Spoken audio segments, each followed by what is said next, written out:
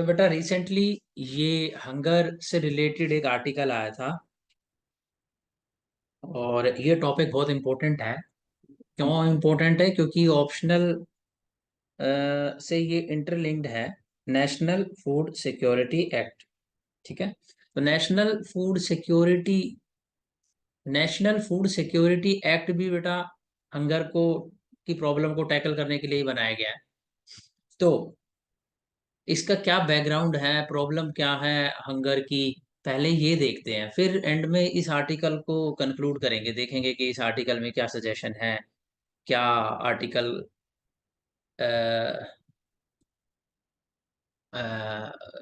Article का क्या perspective है हंगर से रिलेटेड। तो रिसेंटली एक international conference of agriculture economist हुई थी दिल्ली के अंदर 2024। और इसके अंदर एक वर्ल्ड के फेमस एग्रीकल्चर इकोनॉमिस्ट है मार्टिन कायम। तो मार्टिन कायम ने ये बोला कि सस्टेनेबल डेवलपमेंट गोल, जो कि हमारे 17 सस्टेनेबल डेवलपमेंट गोल्स हैं यूनाइटेड नेशन के, उसका गोल नंबर 2 है। गोल नंबर 2 क्या है बेटा? Eliminating hunger, zero hunger by the year 2030। यानी hunger free world by the year 2030 will be a mirage, means we will not be able to achieve hunger free world as per Martin कायम। इससे पहले भी एक report आई थी, Sophie report बोलते हैं इसे, state of food security and nutrition in the world. Sophie report 2022 में आई थी। ठीक है। अब ये जो सोफी रिपोर्ट थी, इसने भी ये कहा था कि at least 8% of the people in the world will still be hunger malnourished. और उसका भी एक जो मेजर रीजन था वो क्या था कि एक तो जियोपॉलिटिकल अनरेस्ट हुआ है, पेंडेमिक हुआ है, और क्लाइमेट चेंज। इसकी वजह से फूड की एक्सेसिबिलिटी प्रॉब्लम क्रिएट हुई है पुअर पीपल के लिए, और लोगों तक सफिशिएंट फूड नहीं पहुंचा है। तो इसलिए वर्ल्ड के हंगर इंडेक्स खराब हो रहे हैं, हंगर परफॉर्मेंस खराब हो रही है। और as per these estimates we are not going to be a hunger free world by the year 2030। Okay. तो अब मैं इसको इसमें तुम्हारा कुछ कंटेक्स्ट बताता हूँ। ये जानना जरूरी है, हंगर पैराडॉक्स क्या है। हंगर पैराडॉक्स,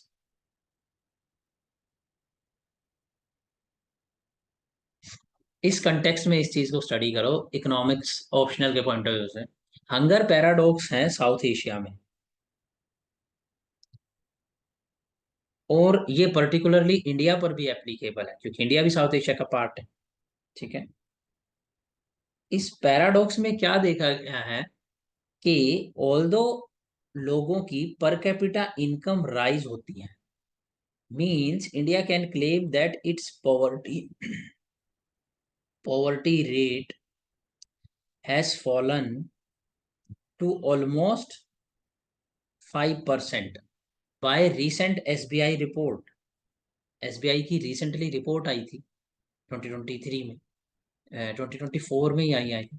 और ये क्लेम कर रही है कि इंडिया की जो पॉवर्टी है, कुछ पॉवर्टी का इसने रेट बताया है, मीन्स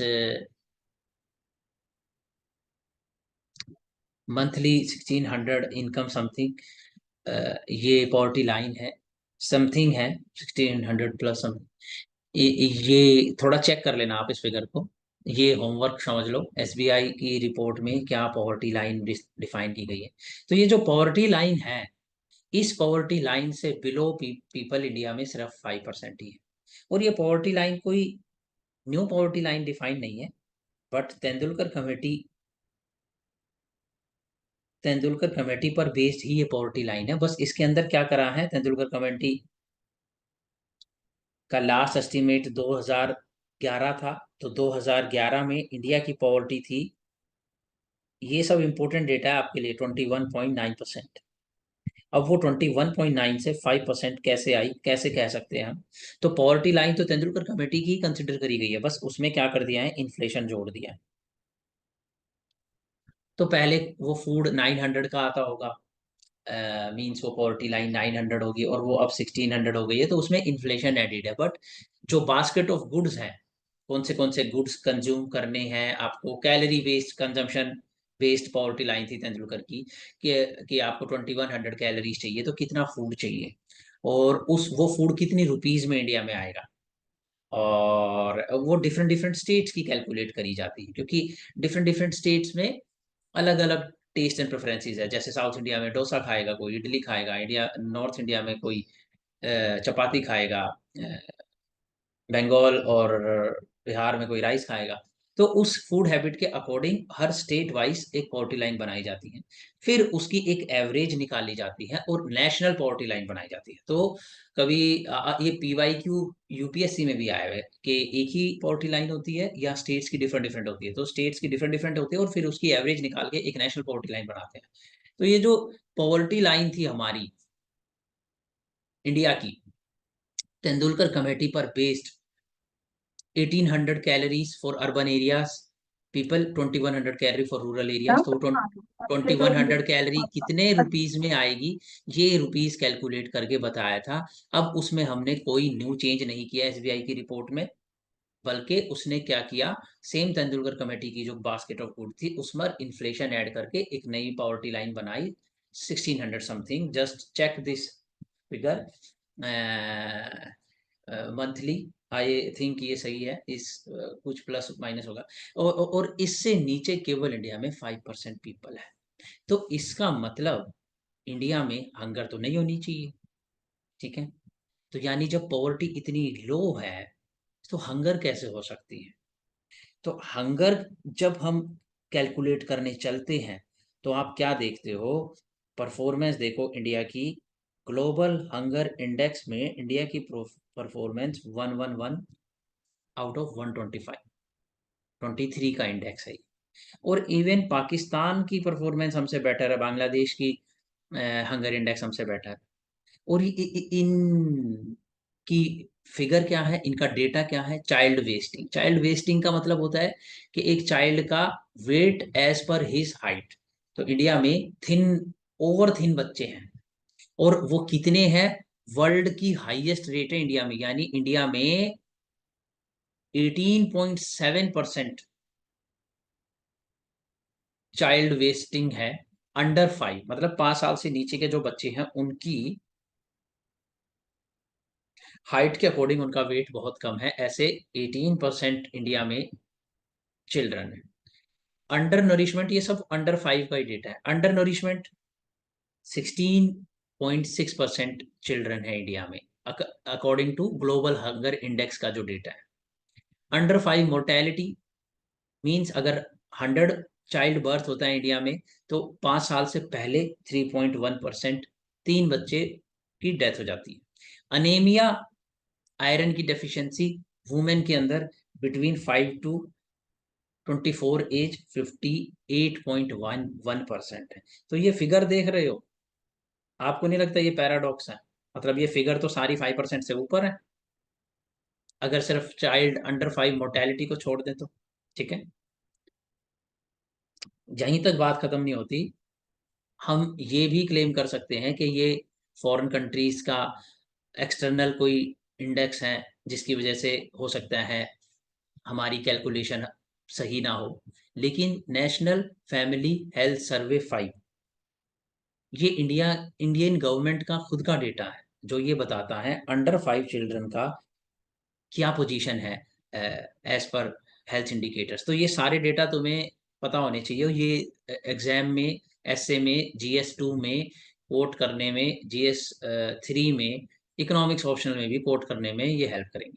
तो स्टंटिंग है देखो बेटा आपकी 35.5% स्टंटिंग, और हाइट, एज के अकॉर्डिंग हाइट, शॉर्ट हाइट है, और वेस्टिंग का ऊपर मैंने बता ही दिया, वेट के अकॉर्डिंग,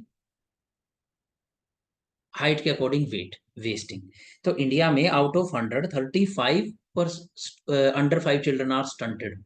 एंड वेस्टिंग है 19.3%। तो इंडिया तो अपने फिगर्स को, अपने हेल्थ इंडिकेटर्स को और भी पुअर एक्सेप्ट कर रहा है then the global hunger index. फिर अंडर वेट कितने हैं? 32.1। Means out of 100 children 32 children are underweight. और एनेमिक वुमेन कितनी है? अगेन 57%। तो मोर देन 50% फिगर आप हमेशा याद रखो, इंडिया में अनेमिक होती है वुमेन। ठीक है, अब ये सारा फिगर है बेटा, सोचो। ठीक है, और आपकी पॉवर्टी है 5%। ठीक है, तो ये चल क्या रहा है? मीन्स पॉवर्टी अगर नहीं है, लोगों के पास सफिशिएंट इनकम है जिससे वो कैलोरीज बाय कर सकते हैं, जिससे वो अंडर न्यूट्रिशन से एस्केप कर जाएंगे, तो ये इतने पुअर इंडिकेटर्स क्यों है? अब यहाँ पर ही जो है हमारी इकोनॉमिक्स ऑप्शनल की थोड़ी स्पेशलाइज चीज आती है। क्योंकि बाकी लोग इसका जनरल आंसर कुछ लिखेंगे कि क्या लिखेंगे? इसका general answer implementation of scheme अच्छी नहीं है, ये जनरल आंसर लिखेंगे। ठीक है, कुछ ये भी लिख सकते हैं कि एक्सटर्नल एजेंसी को ही क्रिटिसाइज कर दें कि क्या कहते हैं, करेक्ट मेथड से कैलकुलेटेड नहीं है हंगर इंडेक्स। बट हमारे खुद का डेटा एनएफएचएस भी यही बता रहा है। तो कुछ लोग ये लिख सकते हैं कि पॉपुलेशन बहुत ज़्यादा है तो we are not being able to provide food, ये भी लिख सकते हैं। ठीक है, तो मैं यहाँ पर आपको इकोनॉमिस्ट की हाइपोथेसिस बता रहा हूँ। So there are some economist who explain this hunger paradox in India. So पहली हाइपोथेसिस लिख सकते हो, फूड बजट स्क्वीज हाइपोथेसिस। इसमें इकोनॉमिस्ट के नाम जरूर लिखने चाहिए, जैसे अमित बसोले हैं, वो एक्सेप्ट करते हैं इसे। हिमांशु, और आपका अमर्त्य सेन। ठीक है, फिर एक और हाइपोथेसिस है, temptation good hypothesis. Temptation good hypothesis.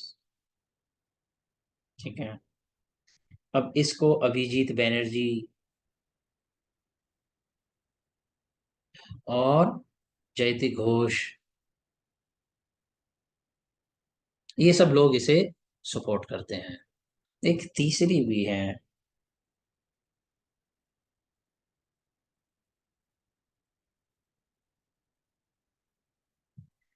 Veg good hypothesis भी बोलते हैं इसे। ठीक है, या फूड इन्फ्लेशन हाइपोथेसिस भी बोलते हैं इसे। इसमें को सपोर्ट करते हैं बालाकृष्ण और रथिन रॉय। ठीक है, अब कभी ऐसा चीज आती है कि why despite per capita being rising since 1980s, India की पर कैपिटा इनकम बढ़ रही है, इंडिया की जीडीपी की ग्रोथ बढ़ रही है, अब तो हम $5 ट्रिलियन इकोनॉमी बनने वाले हैं। उसके बाद भी ऐसी 5 ट्रिलियन इकोनॉमी का क्या पॉइंट बनता है जब आपका हेल्थ इंडिकेटर्स इतने पुअर है और आपकी पॉवर्टी डिक्लाइन हो गई है, लेकिन हमें वो इफेक्ट तो नहीं दिखाई दे रहा है आपके हंगर इंडेक्स की परफॉर्मेंस में और हेल्थ इंडिकेटर्स में। तो उसका एक्सप्लेनेशन ये लोग दे रहे हैं।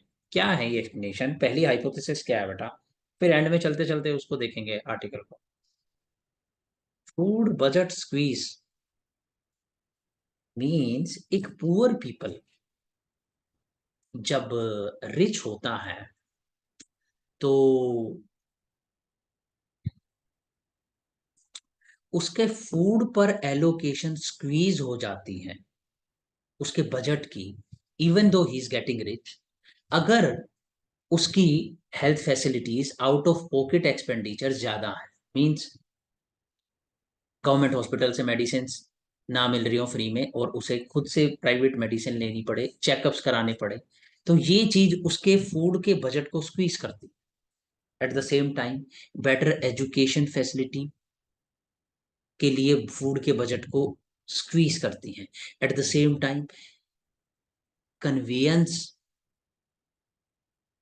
ट्रांसपोर्टेशन की कॉस्ट अगर हाई है और ट्रांसपोर्टेशन फैसिलिटी ज़्यादा एक्सेसिबल नहीं है, तो एक इंडिविजुअल का बजट जो है मंथली, वो ट्रांसपोर्टेशन पे भी जाएगा। तो आप पता है कहाँ से पैसा काटते हो? पुअर पीपल, उनके पास हेल्थ का कोई ऑप्शन नहीं है, ट्रांसपोर्टेशन का कोई ऑप्शन नहीं है, तो वो जो पैसा काटेगा ना अपने बजट का एलोकेशन का, वो फूड से काट लेगा। तो एक तो ये हाइपोथेसिस है कि food budget squeeze hypothesis, as people even earning higher income at the same time, the services they want to access also increases, the number of services they want to access also increase, and therefore their increased budget goes to accessing those services, health की, education की, transportation की, और इसलिए ये food budget squeeze हो जाता है। अब सेकंड हाइपोथेसिस है temptation good hypothesis. Abhijit Banerjee और जयति घोष ये एक रैंडमाइज कंट्रोल ट्रायल टेस्ट करते हैं, पायलट प्रोजेक्ट रन करते हैं, जिसके बेसिस पे अभिजीत बनर्जी को नोबेल प्राइज में मिला था, आरसीटी टेक्निक। ठीक है, एस्थर डुफ्लो और अभिजीत बनर्जी, इन दोनों कपल को एक RCT technique, randomise control trial technique को डेवलप करने के लिए नोबेल प्राइज मिला था। इससे ये लोग क्या करते थे कि जो पुअर नेशंस होते हैं उसके अंदर जो स्कीम्स अप्लाई करी जाती हैं, उस स्कीम का टेस्ट करने के लिए ये ट्रायल करते थे। एक ग्रुप बनाते थे, एक ग्रुप जिसको वो स्कीम का बेनिफिट नहीं मिल रहा है, दूसरा ग्रुप जिसको वो स्कीम का बेनिफिट मिल रहा है, और फिर दोनों के आउटकम को मेजर करते थे। जब वो मेजर करते थे तो पता चलता था कि हाँ स्कीम बेनिफिशियल है कि नहीं है। ये टेक्निक मेडिसिन को टेस्ट करने के लिए यूज करी जाती है। तो इकोनॉमिक्स में पहली बार अब अभिजीत बनर्जी और एस्थर डुफ्लो ने 2002 ऑनवर्ड इसको अप्लाई करना शुरू करा था। बहुत सारी इसकी एप्लीकेशन कीनिया में की गई, अफ्रीकन कंट्रीज में की गई, क्योंकि वहाँ पे भी मैसिव पॉवर्टी थी, बट बहुत सारी स्कीम्स को इंडिया में भी टेस्ट करा गया आरसीटी टेक्निक लगा के। तो उन्होंने क्या पाया? Temptation good hypothesis. Temptation good का मतलब होता है कि जैसे ही इंडिविजुअल के पास कुछ एक्स्ट्रा अर्निंग आती है, तो वो बनाना खाने नहीं जाएगा, एग्स खाने नहीं जाएगा। Banana and eggs, two goods, are the most nutritious good in the world, which are also cheapest. But जैसे ही बंदा रिच के पास कुछ एक्स्ट्रा इनकम आती है पुअर की, तो वो बनाना एंड एग्स पर स्पेंडिंग नहीं करते, वो स्पेंडिंग करते हैं टेम्पटेशन गुड पे। टेम्पटेशन गुड हो गया पिज्जा, नूडल्स। अब जब इन पर आप स्पेंडिंग करोगे तो आपने बहुत सारा पैसा टेम्पटेशन गुड पे स्पेंड कर दिया, जिससे कि आपकी ओनली शुगर, कैलोरीज, ये सब बढ़ेंगे, लेकिन प्रोटीन, विटामिन, ये सब नहीं बढ़ेंगे। इसलिए आपके हेल्थ इंडिकेटर्स खराब है। तो ये एक पैराडॉक्स को एक्सप्लेन करता है कि even though your income is rising, your health indicators are not, because you are spending too much on temptation good. In fact ये भी पाया गया, some people are spending income on gadgets, mobiles, TVs, LEDs, but their food budget is very low। ठीक है, फिर third है wage good hypothesis, food inflation hypothesis. तो बालाकृष्ण और रथिन रो ये कहते हैं कि हमारे देश में जो गुड्स प्रोड्यूस करे जाते हैं, उसके अंदर जो बेसिक रिक्वायरमेंट है ह्यूमन बीइंग की, फूड की, वो स्टिल शॉर्टेज में है, और उसकी सफिशिएंट क्या है, स्टोरेज भी नहीं है, और उसकी सप्लाई चेन बड़ी पुअर है। मींस अगर हम एक्वायर कर भी लेते हैं, food corporation of India national food security act के अकॉर्डिंग, तो बहुत लोगों तक वो खाना पहुंचता नहीं है, या फिर वो पुअर क्वालिटी का होता है जो गवर्नमेंट गोडाम से आता है। और फ्री मार्केट में जब इंडिविजुअल उसे परचेज करने जाता है तो वो बहुत कॉस्टली होता है, क्योंकि वहां पर ट्रेडर्स, इंटरमीडियरीज काफी एक्स्ट्रा कमीशन चार्ज करते हैं। और ट्रांसपोर्टेशन भी एक इशू है कि ट्रांसपोर्टेशन की वजह से भी एक पर्टिकुलर एरिया से फूड को पहुंचाने में आपका जो है फूड के प्राइस इंक्रीज हो जाता है। तो इंडिया ने अभी भी दाल की पल्सिस, जो कि इंडिया का मेन सोर्स है बीइंग वेजिटेरियन कंट्री, जहाँ से प्रोटीन और विटामिन आने हैं, वो जो है आज भी इंडिया ने कंट्रोल नहीं की है उसकी इन्फ्लेशन। कभी भी स्पाइक हो जाता है, अनियंस में, टोमेटोज में, और अदर फूड प्रोडक्ट्स में राइज हो जाता है। तो ये फूड बहुत चीपर होना चाहिए as per Balakrishnan and Rathin Roy के। वेज गुड बेसिकली ये है कि आप लोगों को ज़्यादा जॉब्स क्रिएट करने के लिए ऐसे प्रोडक्ट्स की प्रोडक्शन कराने में लोगों को एम्प्लॉयमेंट दो, जहाँ पर जो है उनके रिक्वायरमेंट वाला जो फूड है उसकी कॉस्ट लो हो। जैसे कि क्यों ना हम मनरेगा को रोड बनाने की बजाय मनरेगा को अलाव कर दें एग्रीकल्चर में। तो एग्रीकल्चर के अंदर अगर मनरेगा लेबर एक इंडिविजुअल फार्मर यूज करेगा तो उसकी labour cost cost of production reduce हो जाएगी और फूड की प्राइस कम हो जाएगी, और उससे पुअर पीपल तक सस्ते में फूड पहुंचेगा। अब फूड का प्राइस क्यों बढ़ता है? एमएसपी का एमएसपी के लिए बार्गेन क्यों करते हैं फार्मर्स? क्योंकि उनकी इनपुट कॉस्ट राइज हो रही है, फर्टिलाइजर की, इलेक्ट्रिसिटी की, एंड देन लेबर कॉस्ट। और लेबर कॉस्ट को राइज करने में मनरेगा का भी हाथ है, क्योंकि आपने वेज फ्लोर क्रिएट कर दिया, जो मैंने इनिशियल माइक्रो इकोनॉमिक्स के लेक्चर में पढ़ाया था, वेज फ्लोर और सीलिंग, फ्लोर एंड सीलिंग। तो वेज फ्लोर अगर हो गया तो मनरेगा की जो वेज रेट होगा उससे नीचे फार्मर एम्प्लॉय नहीं कर सकते अपने फार्म के अंदर वर्कर को, और इसलिए उनको एमएसपी हायर चार्ज करना पड़ता है। एमएसपी हायर देने के बाद इन टर्न पूरे के पूरे मार्केट में फूड इन्फ्लेशन आती है, डायरेक्टली और इनडायरेक्टली। ठीक है, तो ये जो सजेशन है ये अशोक गुलाटी का है। गुलाटी कहता है कि क्यों ना फूड इन्फ्लेशन को डाउन किया जाए। और इंडिया में मैंने रिसेंटली तुम्हें बताया था, food inflation is more stubborn, it is still 6.8%, and that's why we are not increasing the money supply, because food inflation can spill over to core inflation. Core inflation means manufactured और industry के अंदर भी। और फिर India का target अगर 6% का cross हो गया तो फिर हमें रेपो रेट को हाइक करना पड़ेगा, हॉकिश मॉनेटरी पॉलिसी चलानी पड़ेगी। ठीक है, तो बहुत कुछ इंटरलिंक्ड है। मीन्स ये जो है फूड जो है अफोर्डेबल लोगों के लिए होना ही चाहिए। इस पर भी एक इकोनॉमिक सर्वे में भी चैप्टर आया था, थालीनॉमिक्स। तो इंडिया की जो थाली की कॉस्ट है एक इंडिविजुअल के लिए, वो प्रॉपरली मैनेज नहीं हो पा रही है, क्योंकि फूड आज भी कॉस्टली है। तो इसके लिए हमें बेटर इन्वेस्टमेंट चाहिए इंफ्रास्ट्रक्चर में, जहाँ पर स्टोरेज की जा सके सरप्लस फूड की, कोल्ड स्टोरेज, जो कि इंडिया में फैसिलिटी है ही नहीं। क्योंकि आप स्टोरेज राइस की और वीट की तो कर लेते हो, लेकिन बहुत ज़्यादा स्टोरेज आप टोमेटोज की, कैरेट्स की, इन वेजिटेबल्स की नहीं कर सकते। ये बहुत इंपॉर्टेंट है न्यूट्रिशन मेंटेन करने में। तो इसलिए हमें फूड स्टॉकिंग के लिए कोल्ड स्टोरेज की फैसिलिटीज़ में इन्वेस्टमेंट चाहिए, जो कि small farmers, marginal farmer obviously कर नहीं पा रहे हैं। इसलिए लैंड रिफॉर्म्स ले इसलिए 3 फार्म लॉज को लेके आए थे, कि उसमें फिर private sector, corporate sector invest करेगा तो they can bring better technology and infrastructure, so that will help us produce enough food so that our people do not stay hungry. तो ये इस ओवरऑल कंटेक्स्ट में है कि क्यों इंडिया में पॉवर्टी इंक्रीज डिक्रीज होने के बावजूद आपका न्यूट्रिशन के इंडिकेटर्स खराब है। तो ये तीनों जो चीज़ें हैं आप लिख सकते हो। फिर आप देख सकते हो कि सोफी जो रिपोर्ट थी उसके भी सिमिलर इंडिकेटर्स थे। 16% पॉपुलेशन इंडिया की अंडर नोरिज्ड है, 17% wasting, 31% stunting, exclusive breast feeding भी इंडिया में कम की जाती है।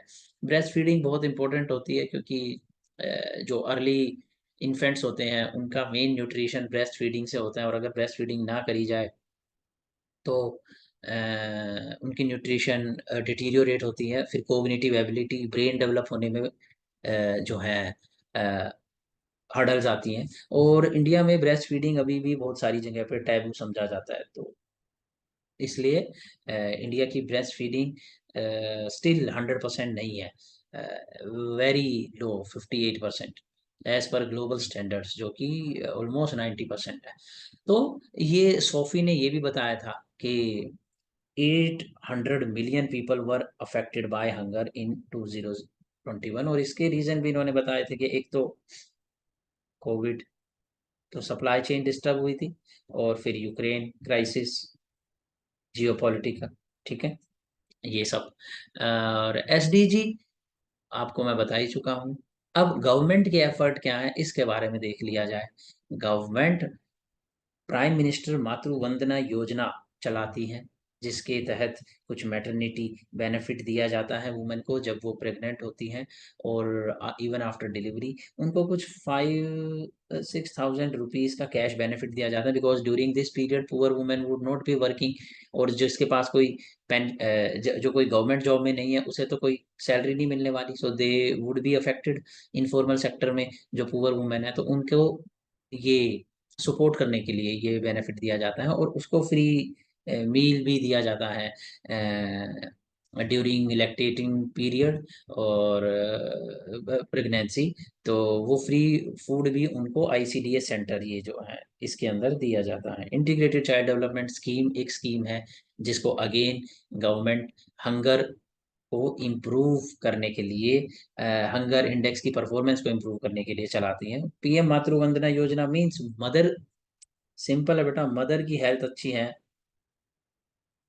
तो चाइल्ड की हेल्थ अच्छी है, क्योंकि अंडर 5 तो जो है ब्रेस्ट फीडिंग करनी होती है, और मदर की हेल्थ अगर बेटर रहेगी तो चाइल्ड की हेल्थ भी बेटर रहेगी, क्योंकि वो भी कोल्ड नहीं कैच करेगा या और एलिमेंट्स उसको नहीं होंगी।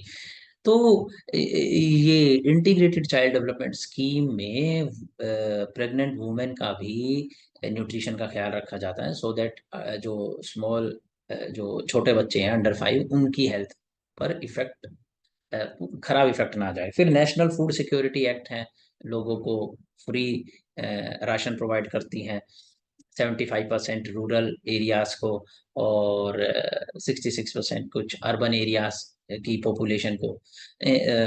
तो इतने लोगों को नेशनल फूड सिक्योरिटी एक्ट के फीचर्स आपको पढ़ने हैं, ये आपके सिलेबस में मेंशन्ड है।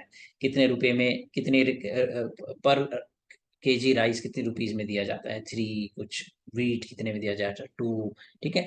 इसके अंदर हावेवर एक चीज नहीं है, जो वो पल्सेस पल्सेस नहीं दी जा रही है बेटा अभी। ठीक है।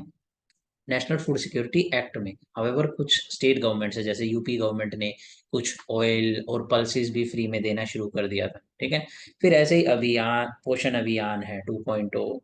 पोषण अभियान क्या करता है कि वो कहता है कि सारी स्कीम्स को एक साथ मिलाकर इफेक्टिवली यूज करना है ताकि इम्पैक्ट पड़े।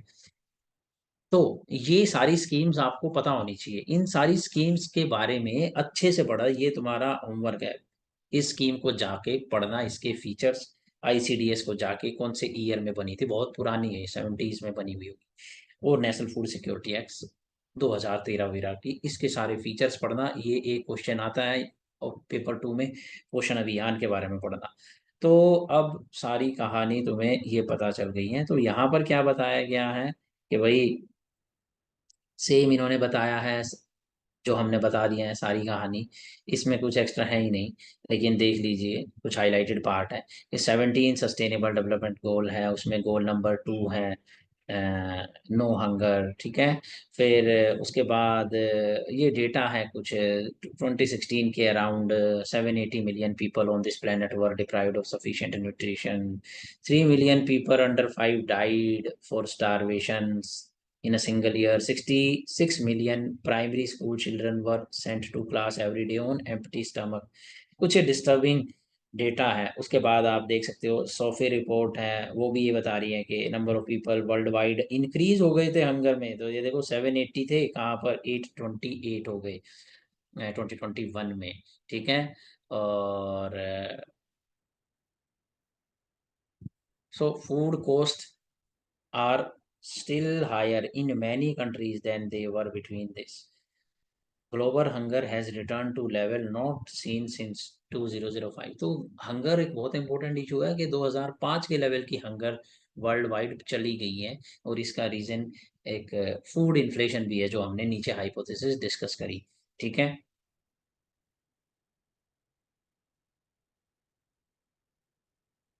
8% लोग फूड इन्फ्लेशन से, according to SOFI 670 million hungry people still होंगे वर्ल्ड के अंदर 2030 में, जो कि 8% ऑफ वर्ल्ड पॉपुलेशन है। ठीक है।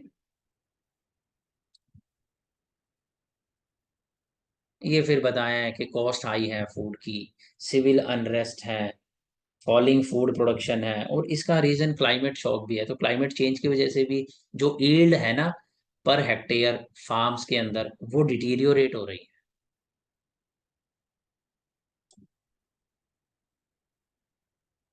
सो बेसिकली यहाँ पर एक और चीज जो इम्पोर्टेंट है,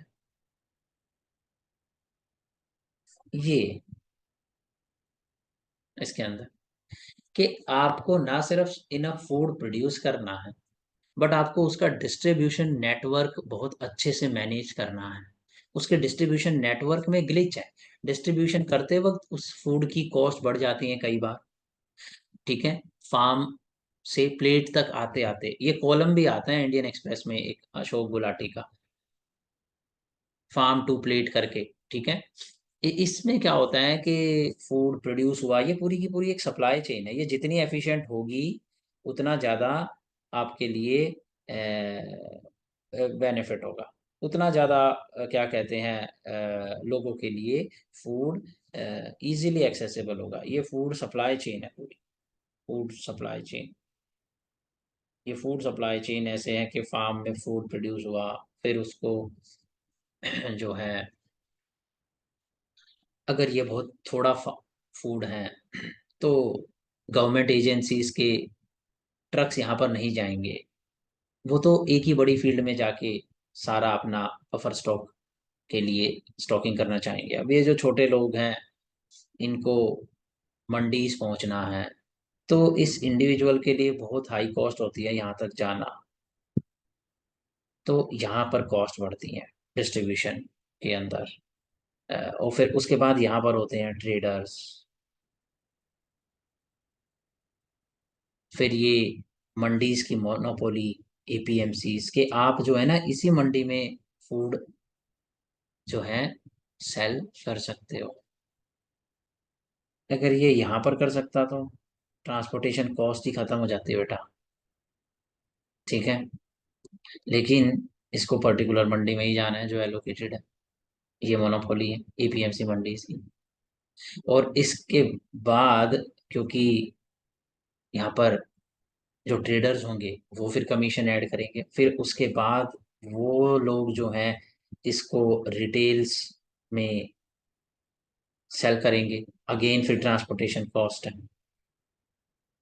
तो ये फूड की इन्फ्लेशन जनरेट होने में बहुत इशू हो जाता है। फिर फूड की अगर फार्म की ईल्ड अगर गिर रही है इसकी वजह से, क्लाइमेट चेंज की वजह से, और फर्टिलिटी खराब हो रही है, क्यों? क्योंकि ज़्यादा ग्रीन रेवोल्यूशन में पेस्टिसाइड्स और फर्टिलाइजर्स यूज कर दिए हैं। तो इसकी वजह से पर हेक्टेयर ईल्ड कम हो रही है, प्लस आपने एमजी नरेगा से रियल वेज इकोनॉमी में बढ़ गई है, तो ये एक इनपुट कॉस्ट है। अब ये ईल्ड गिर रही है तो इस फार्मर का प्रॉफिट मार्जिन गिर रहा है। प्रॉफिट को प्रिजर्व करने के लिए वो हायर एमएसपी मांग कर रहा है। हायर एमएसपी देते हैं तो उसका पूरा effect across the food business, food market में स्पिल ओवर हो जाता है। और ये इसीलिए ये डिस्ट्रीब्यूशन नेटवर्क को भी जो है सप्लाई चेन को स्क्वीज करने की जरूरत है, छोटी बनाने की जरूरत है, कि सीधा जो डायरेक्ट प्रोड्यूस कर रहा है वो सेल कर पाए आपको डायरेक्टली कंज्यूमर को। तो इंटरमीडियरीज और ये जो ट्रांसपोर्टेशन की बहुत एक्सेस कॉस्ट है, ये स्क्वीज हो जाएगी। तो फूड सप्लाई चेन को स्क्वीज करना है, डिस्ट्रीब्यूशन नेटवर्क को स्क्वीज करना है। जितना स्क्वीज होगा उतना उसकी कॉस्ट और एक्सेसिबिलिटी बढ़ेगी। ठीक है, तो ठीक है, बस इसी यही है। इसको आप देख लेना, एक छोटा ही आर्टिकल है, कल भी करेंगे एक छोटा आर्टिकल। तो कोशिश करा करेंगे रोज आधा घंटा 40 मिनट, अगर आप ये सब कर लो तो बहुत सारा डेटा और इन्फॉर्मेशन आपके पास हो जाएगी, जिससे तुम्हें GS2 और कोई GS3 के आंसर लिखने में कभी कोई प्रॉब्लम नहीं होगी। क्योंकि जैसा ये टॉपिक आपने अभी करा हंगर का, ऐसे ही तुम्हें बहुत सारे टॉपिक करने हैं। ये टोटल नंबर ऑफ टॉपिक्स जो है 150 है, 150।